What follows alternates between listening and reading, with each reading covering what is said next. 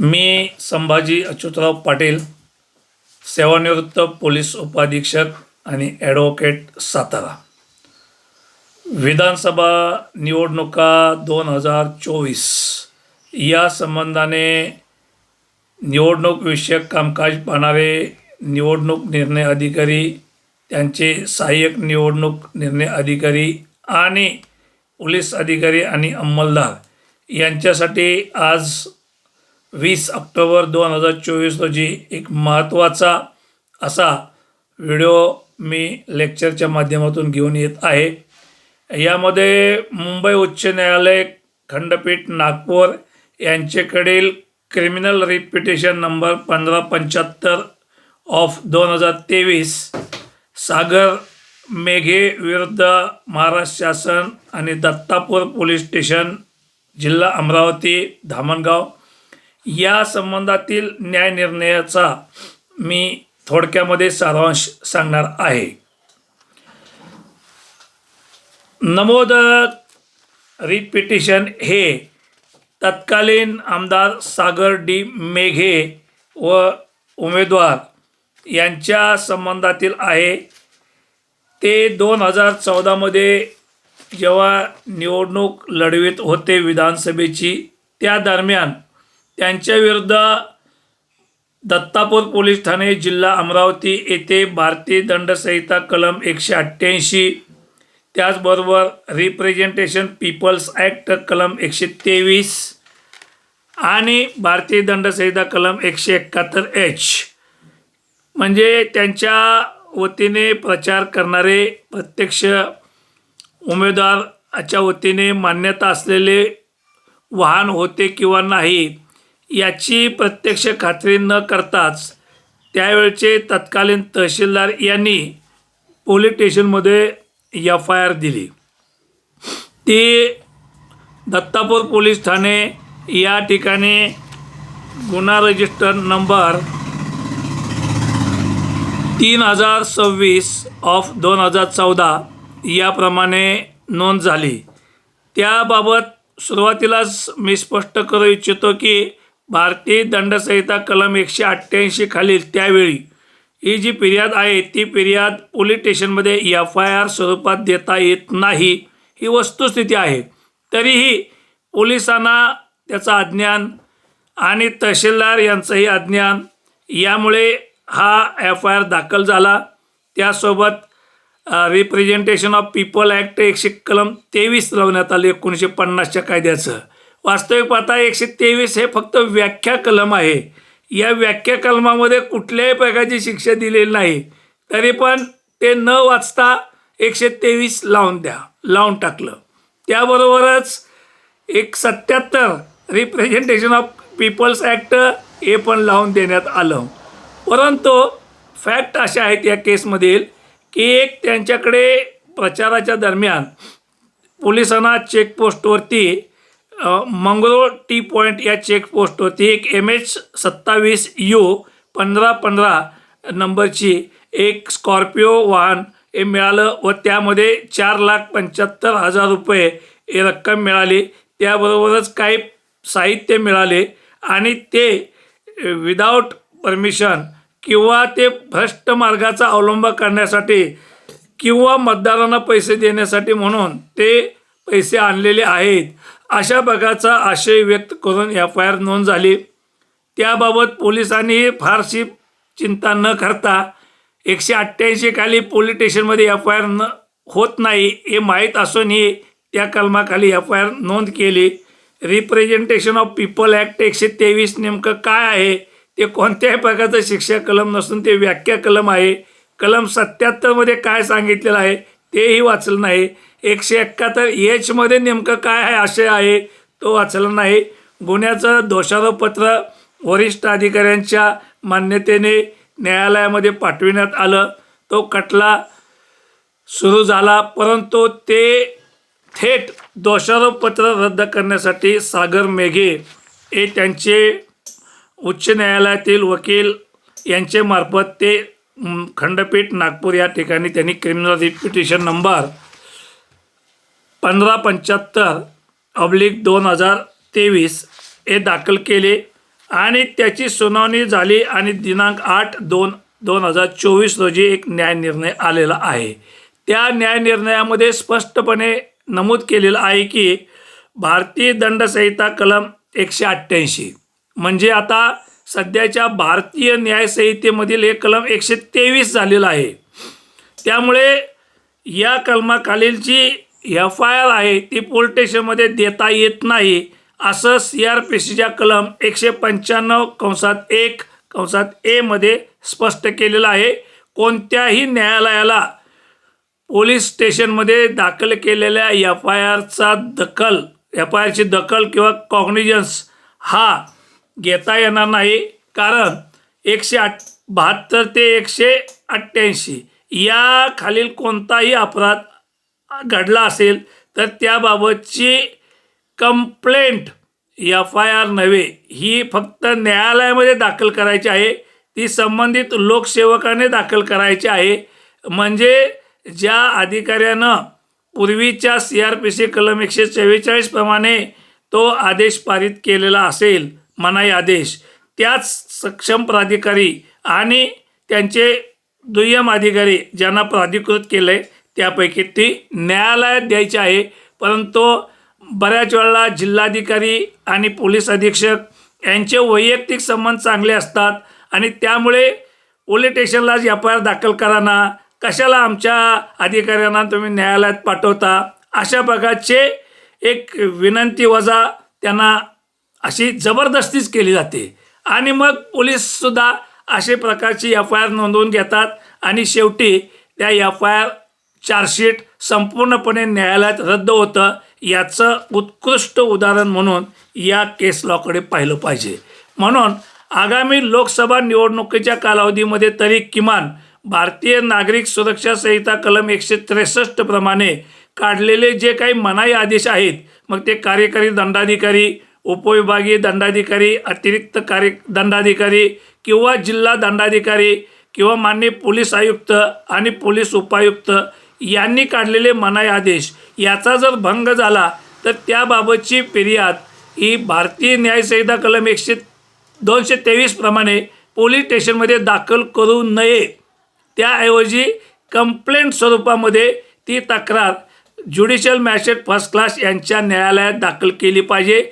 इकडे FIR लिहिण्यामध्ये जेवढा वेळ जातो तेवढाच वेळ प्रत्यक्षात ती कंप्लेंट दाखल करण्यामध्ये न्यायालयात जातो.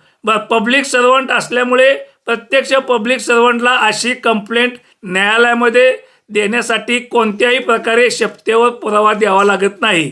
ही कंप्लेंट केवळ त्यांचे ओळखपत्र आणि त्यांना ओळखणारे सहाय्यक सरकारी अभियोक्ता यांनी त्यांचा अभिप्राय स्पष्ट केला की सदरचे हे लोकसेवक आहेत आणि त्यांना या प्रकारचा अधिकार कंप्लेंट दाखल करण्याचा आहे, एवढ्यावरून ती कंप्लेंट दाखल होईल आणि पुढे कारवाई होईल. परंतु मुख्य या न्यायनिर्णयाकडे येतो की या न्यायनिर्णयामधल्या वकील महोदयांनी माननीय उच्च न्यायालय, सर्वोच्च न्यायालयामधले अनेक न्यायनिर्णय या ठिकाणी स्पष्ट करून सांगितलं की उदाहरणार्थ Daulatram versus state of Punjab AIR 1962 supreme court 1206 या न्यायनिर्णयाप्रमाणे स्पष्ट केलेलं आहे की CRPC 195(1)(a) प्रमाणे कोणत्याही प्रकारे पोलीस स्टेशनमध्ये FIR 188 खाली किंवा 172 ते 188 खाली कोणत्याही अपराधाची दाखल झाली असेल तर संबंधित ज्युडिशियल मॅजिस्ट्रेट हे CRPCच्या कलम 190(1) दुसऱ्या कंसात A प्रमाणे दखल घेऊ शकत नाहीत. ती कॉग्निजन्स घेतली नसल्यामुळे ती काढून टाकली जाईल, अशा प्रकारचं या न्यायनिर्णयामध्ये स्पष्ट केलेलं आहे. अशाच प्रकारचे अनेक न्यायनिर्णय या ठिकाणी माननीय उच्च न्यायालय मुंबई यांनी दिलेले आहेत, माननीय सर्वोच्च न्यायालय यांनी दिलेले आहेत आणि त्यामुळे अशा प्रकारच्या या न्यायालयाच्या आदेशाचं पालन न करता पोलीस अधिकारी चार्जशीट पाठवतात आणि ते चार्जशीट संपूर्णपणे रद्द होतं. तर या केसमध्ये 188, 171H यामधील कोणत्याही प्रकारचा मजकूर हा लागू होत नसल्यामुळे ते संपूर्ण चार्जशीट रद्द केलेलं आहे. त्याचबरोबर रिप्रेझेंटेशन ऑफ पीपल ॲक्ट 77 आणि 123 याप्रमाणे सुद्धा अपराध होतो असं स्पष्ट केलं होतं. परंतु ही दोन्ही कलमं केवळ व्याख्या कलमं आहेत. यामध्ये कोणत्या प्रकारचं शिक्षा कलम नाही. कारण रिप्रेझेंटेशन ऑफ पीपल्स ॲक्टप्रमाणे कोणत्याही उमेदवाराने निवडणुकीमध्ये भ्रष्ट मार्गाचा अवलंब केला असल्यास तो गुन्हा भ्रष्टाचार प्रतिबंध कायद्याखाली किंवा IPC खाली दाखल करता येत नाही. त्यासाठी थेट माननीय उच्च न्यायालयामध्ये एक पिटिशन दाखल करावं लागतं. त्याला इलेक्शन पिटिशन असं म्हटलं जातं. आणि जर तशा प्रकारचा पुरावा दिला शपथेवर तर ते पिटिशनद्वारे संबंधित उमेदवाराचं निवडून जरी आला तरी त्याची निवडणूक रद्द होऊ शकते आणि त्याला पुढील 6 वर्षाच्या कालावधीसाठी निवडणुकीपासून आणि मतदानापासून पूर्णपणे वंचित ठेवलं जातं. तर हा निर्णय आपण विचारात घेऊन या ठिकाणी दिनांक 8/2/2024च्या न्याय निर्णयाचं पालन जिल्हा निवडणूक निर्णय अधिकारी, सर्व निवडणूक निर्णय अधिकारी, विधानसभेचे सहाय्यक निवडणूक निर्णय अधिकारी, पोलीस स्टेशनचे प्रभारी अधिकारी आणि त्यांचे वरिष्ठ अधिकारी यांनी याचे अवलोकन करून त्याचं पालन करावं अशा प्रकारचं या ठिकाणी मी स्पष्ट करू इच्छितो. यासाठी कोणत्याही प्रकारची मनामध्ये शंका असल्यास आपण माझा मोबाईल नंबर जो आहे 89 75 399 100 या फोनवरती आपण मला संपर्क साधू इच्छिता. तसेच मुंबई उच्च न्यायालयाचे मुख्य न्यायमूर्ती आणि त्यांचे सहकारी न्यायमूर्ती यांनी वेगवेगळ्या प्रकारच्या civil writ petition, public interest litigation number 155 of 2011, त्यानंतर इंटेरियम ॲप्लिकेशन नंबर 18076 ऑफ 2022 यामध्ये जे सार्वजनिक जागेमध्ये किंवा खाजगी जागेमध्ये, नगरपालिकेच्या हद्दीमध्ये, ग्रामपंचायतीच्या हद्दीमध्ये किंवा महानगरपालिकेच्या हद्दीमध्ये किंवा शासनाच्या इतर कोणत्याही जागेमध्ये जे बॅनर्स, फ्लेक्स बोर्ड किंवा कोणत्याही प्रकारचे पॅम्पलेट चिकटवले असतील, लावले असतील तर ती त्वरित विनापरवाना असल्यामुळे काढण्यासाठीचे आदेश 9 ऑक्टोबर 2024 रोजी दिलेले आहेत. यासाठी माननीय जिल्हाधिकारी यांना त्यांनी सर्व विभागाची, संबंधित विभागाची मीटिंग घेऊन हे 1 आठवडाभर विशेष मोहीम राबवून सर्व प्रकारचे अनधिकृत बॅनर्स, फलक, राजकीय पक्षांचे होर्डिंग, पोस्टर सर्व प्रकारचे काढून टाकण्याचे आदेश दिलेले आहेत व त्याबाबतचे प्रतिज्ञापत्र मागविलेले आहेत. तर त्यामध्ये महत्त्वाच्या म्हणजे जे निर्देश आहेत ते पॅरा नंबर 7 मध्ये आहेत. त्यामध्ये स्पष्ट केलेलं आहे की all municipal corporation, municipal councils and village panchayat shall ensure that the rules, circulars and government regulations applicable to election of hoardings at public places on public streets and paths and all other places are observed strictly. त्यांचं निरीक्षण केलं पाहिजे. त्यानंतर the bodies shall also ensure that in case of violation of the rules or any law or circular to the government regulations, strictest action permissible under law shall be taken against erring persons or entities individually or as collectively. म्हणजे राजकीय पक्षांचे पदाधिकारी, राजकीय पक्षाचे प्रमुख यांच्याविरुद्ध सुद्धा कारवाई करण्याचे निर्देश दिलेले आहेत. तसा महाराष्ट्रामध्ये महाराष्ट्र डिपेसमेंट ऑफ प्रॉपर्टी ॲक्ट 1995 जो माननीय तत्कालीन निवडणूक आयुक्त TN शेषन यांच्या दबावामुळे हा कायदा महाराष्ट्रामध्ये अंमलात आलेला होता आणि त्यामुळे या कायद्यातील कलम 3 हे दखलपात्र स्वरूपाचा अपराध आहे. यामध्ये पोलिसांच्या समोर जर दखलपात्र अपराध घडला असेल तर त्या पोलीस अधिकाऱ्याला सुद्धा ते बोर्ड काढण्याचा अधिकार आहे, ते जप्त करण्याचा अधिकार आहे आणि कलम 3 प्रमाणे FIR दाखल करण्याचा अधिकार आहे. या ठिकाणी मी कंप्लेंट म्हणत नाही, FIR, आणि त्या गुन्ह्यामध्ये ते जप्त करा पुरावा म्हणून. त्यामुळे गुन्हा दखलपात्र आहे.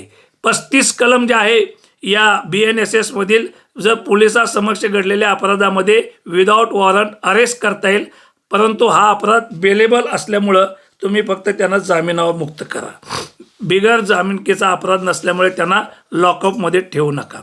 त्यानंतर पुढची डायरेक्शन आहे all the municipal corporations, municipal councils and categories gram panchayat are directed to undertake special drive म्हणजे 7 दिवसाकरता हा एक विशेष मोहीम घ्यायला सांगितली. 7 ते 10 दिवस म्हणजे 9 ऑक्टोबरपासून हे पूर्ण करायला जास्तीत जास्त 10 दिवस मुदत दिलेली आहे.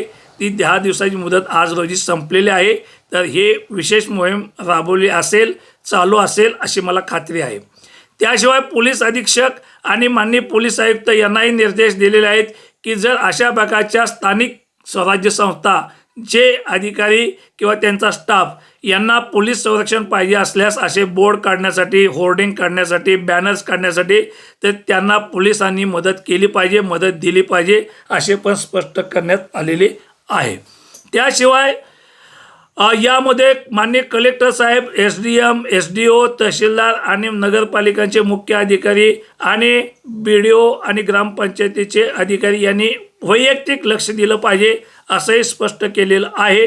आणि या सर्वांनी या संबंधातील मोहीम राबवल्यानंतर याबाबतचं एक प्रतिज्ञापत्र माननीय उच्च न्यायालयामध्ये दाखल करायचं आहे. आणि या संबंधातील सुनावणी ही पुढल्या 18 नोव्हेंबर 2024 रोजी ठेवण्यात आलेली आहे. कदाचित 19 नोव्हेंबरला मतदान असल्यामुळे त्यापूर्वी आपल्या ॲफिडेविट दाखल करण्याची मुदत असेल. याची अंतिम सुनावणी त्यानंतर होईल.